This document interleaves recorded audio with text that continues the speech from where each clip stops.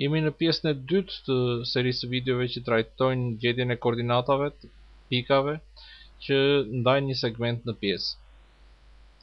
Vazhdojmë me një ushtrim. Janë dhënë kulmet e një trekëndshi, A me koordinata -5,4, B me koordinata 0,6 dhe C me koordinata 2,4. Në një sistem koordinativ kemi paraqitur këto pika, të cilat përbëjnë kulmet e trekëndshit ABC. Në këto kushte kërkohet të gjenden koordinatat e pikprerjes së mesoreve të këtij trekëndshi. Pra ndërtojmë mesoret e trekëndshit ABC, të cilat priten në pikën G dhe në këtë ushtim kërkojmë të gjejmë pikërisht koordinatat e pikës G.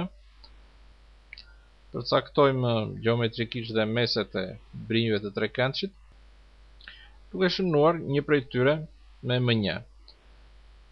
E rëndësishme është të kujtojmë që pikprerja e mesoreve të trekëndshit i bën një ndarje çdo mesore në raportin 2:1. Pra, nëse do të marrim në shqyrtim mesoren A-1, do të kemi AG mbi G-1 në një raport të tillë sikurse rri dyshi me njëshi. Atëherë fillojmë zgjidhjen e problemit duke u përqendruar tek njëra brinjë e trekëndshit, tek brinja BC. Kësaj brinje i njohim koordinatat e pikës B dhe koordinatat e pikës C. Pika M1 është mesi i kësaj brinje dhe në vazhdim do të gjejmë koordinatat e pikës M1.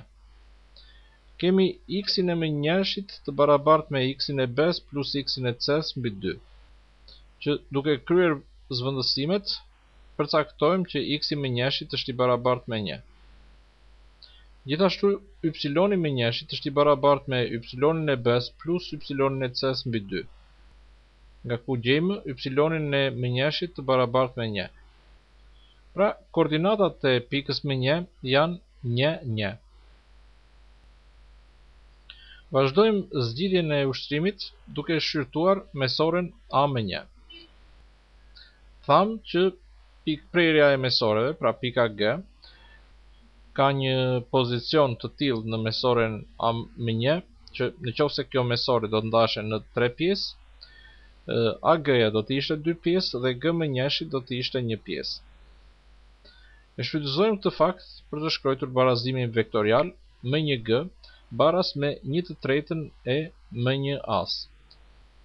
Më tej shkruajmë barazimin në anën e majtë të cilit paraqiten koordinatat e vektorit M1G, ndërsa në anën e djathtë në klapa janë koordinatat e vektorit M1A.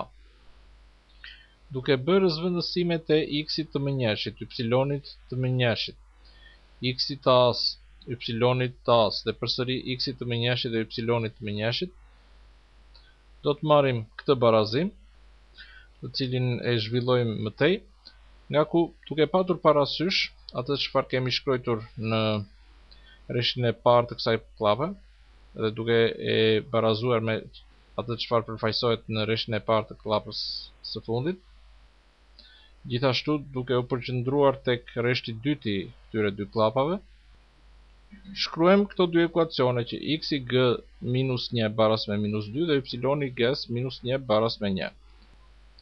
Nga ku përcaktojmë x-in e g të barabartë me minus 1 dhe y-in e g të barabartë me 2. Pra janë pikërisht koordinatat e pikës G, koordinatat e pikprerjes së mesoreve, që na japin dhe zgjidhjen e kërkesës së ushtrimit tonë.